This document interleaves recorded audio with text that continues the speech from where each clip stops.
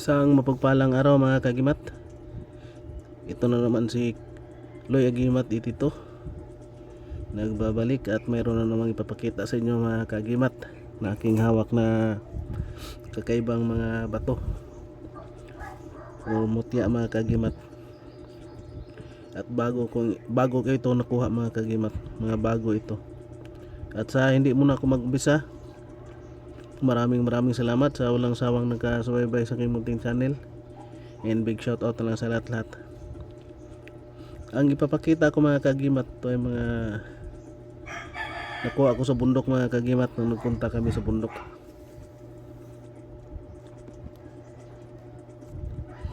Una napapakita ko sa inyo mga kagimat yung nakuha ko sa bundok na sa puno ng kawayan mga kagimat.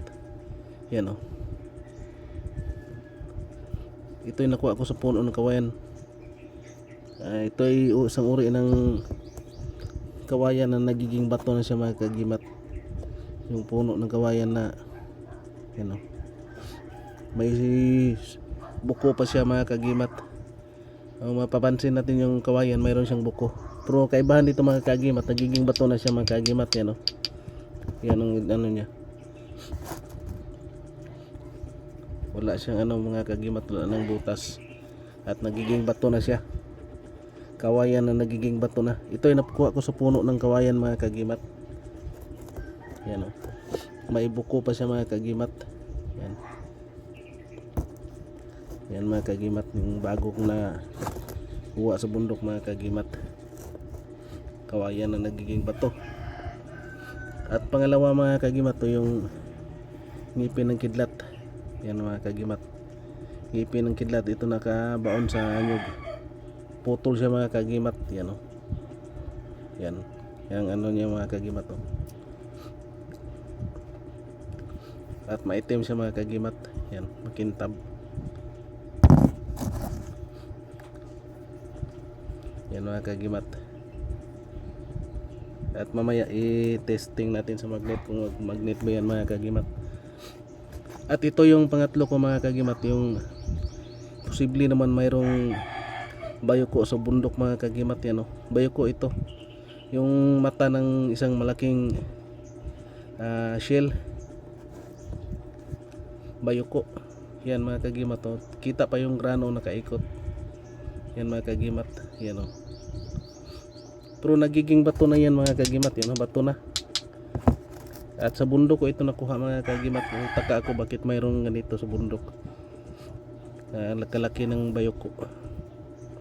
Yan mga kagimat, bayuko ito. Paikot sa mga kagimat. Pero nagiging bato na mga kagimat. Testing natin sa magnet. Kung bato na yan mga kagimat, magdikit ito sa magnet. Yan, magnetic na siya mga kagimat o. Bato na siya. Kasi magnetic na. Dikit na sa magnet. Itong ngipin ng kidlat. Ayan o. Lakas magdikit mga kagimat. Ayan o. Yan. Yan yung putol niya mga kagimat. Maiksi na lang siya mga kagimat. Ganyan yan siya o. At itong kawayan mga kagimat, dikit din sa magnet mga kagimat o. So ibig sabihin bato, mga bato na yan mga kagimat. Tumidikit na sila sa magnet. Ito yung nakuha ko sa bundok mga kagimat.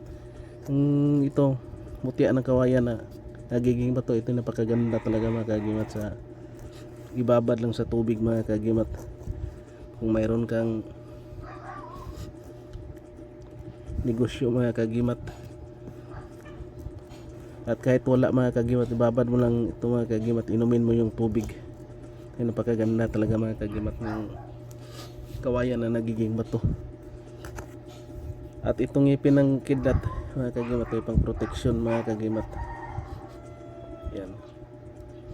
Kita yung putol mga kagimat, straight.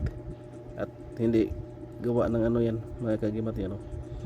Natural na putol mga kagimat. Kasi ito tumatama sa sa puno ng nyug. Ano niya mga kagimat o. Ang tulis niya mga kagimat yan o. At dito sa kabila ganyan, straight din mga kagimat, at makintab siya mga kagimat. At ito yung pinakamaganda mga kagimat, yung bayuko, kasi sa bundok ko nakuha ito mga kagimat. Napakalaki.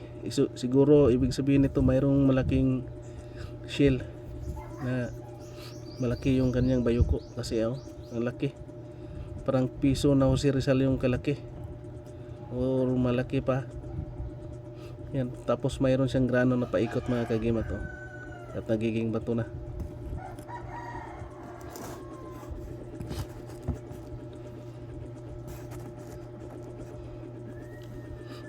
At ito lang muna yung babagi ko sa inyo mga kagimat, and please like, share, comment, and subscribe.